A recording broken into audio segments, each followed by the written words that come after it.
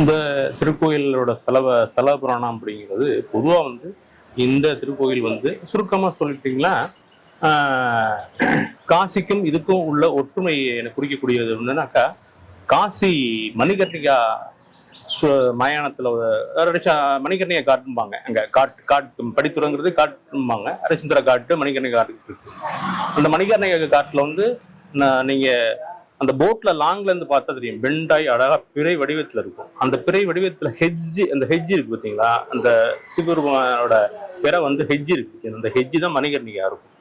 இங்கே மலை தாய்மானது சன்னதியில இருந்து அங்கேருந்து பார்த்தீங்கன்னா இந்த அந்த ரிவர், அந்த காவிரியோட ஆறு ரிவர் பார்த்தீங்கன்னா பெண்டாயி ஹெஜ்ஜில் தான் இந்த மயானம் கரெக்டா ஹெஜ்ஜில் வந்து அந்த மய நுழைவாயு கரெக்டா நம்ம ஹரிச்சந்திரன்ட்ட அந்த பிறை ஹெஜ்ஜில் இருக்கும். அந்த அந்த பொதுவாக சுடுகாட்டே குடிக்குது அவ்வளோ.